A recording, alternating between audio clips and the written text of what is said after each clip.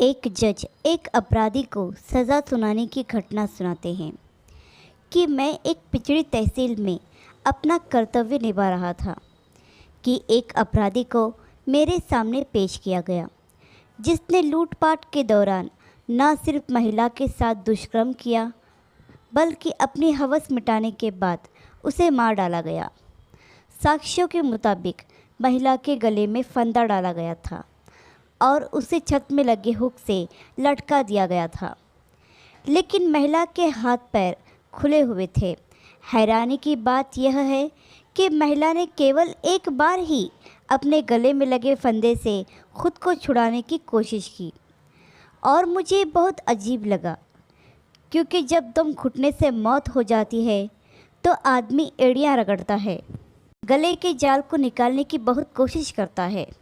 लेकिन इस महिला ने ऐसा बिल्कुल भी नहीं किया था, क्योंकि रस्सी के फंदे पर महिला की उंगलियों के निशान थे, जिससे साफ पता चलता है कि महिला को जिंदा फांसी पर लटकाया गया है। मैंने जांच अधिकारी से भी यही सवाल पूछा, महिला ने खुद को इस जाल से मुक्त कराने के लिए हर संभव कोशिश क्यों नहीं की? मेरे सवाल के जवाब में जांच अधिकारी ने कहा कि हमारा कोई भी विचार उस दिशा में गया नहीं था, ना ही हमने ये सवाल अपराधी से पूछा है। यदि आप आदेश दें तो पूरी जांच करें। मैंने दोबारा जांच करने से इनकार कर दिया और सामने खड़े अपराधी को संबोधित करते हुए पूछा, इस महिला के प्रति इतना क्रूर होना? और दूसरी बात, तुमने महिला को छत से लटका दिया, खुद को फंदे से छुड़ाने के लिए उसके हाथ बार बार फंदे से लगने चाहिए थे, ऐसा क्यों नहीं? मेरी बात सुनकर सामने खड़ा अपराधी बुरी तरह हंसा और कहा कि उस स्त्री के जाल को न छूने का कारण उसकी ममता थी और मेरे मारने का कोई कारण नहीं था।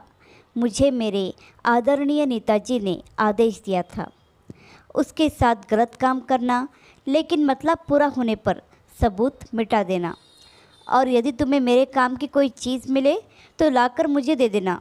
वास्तव में महिला और उसका पति पढ़े लिखे थे और नेताजी की बात नहीं मानी, इसलिए नेताजी ने मेरे माध्यम से उन्हें दंडित करने का निर्णय लिया और नेताजी के आदेश पर मैंने सज़ा दे दी। मैं उसके पति की अनुपस्थिति में दिन के उजाले में उसके घर में घुस गया और महिला के घर से सभी कीमती सामान और गहने ले गया। बाद में उसने महिला के साथ दुष्कर्म किया और सबूत मिटाने के लिए महिला को फंदे से लटका दिया, ताकि लोगों को इस बात का एहसास हो कि उन्होंने आत्महत्या कर ली है। और बात ये कि महिला को अपना हाथ जाल की तरफ नहीं ले जाना, तो उसकी वजह थी उसकी ममता, क्योंकि महिला ने अपने हाथों की मदद से जाल को पकड़ लिया। तो मैंने सोचा कि मरने में समय लगेगा, मेरे पास इतना समय नहीं था, तो मैंने उसकी 1.5 साल की बेटी को ज़मीन पर गिरा दिया और अपना पैर उसकी छाती पर रख दिया और उसे दबाने लगा। अपनी बेटी को देखकर महिला अपनी मौत को भूल गई और अपनी बेटी से लिपटने लगी और कुछ ही वार में उसकी गर्दन टूट गई। गर्दन टूटते ही वह मर गई। मैंने उसके बच्चे को वही छोड़ा, गहने और नकदी ली और बाहर आ गया। मुझे जो चाहिए था वह मिल गया और नेताजी को वह दे दिया जिसकी उनको आवश्यकता थी।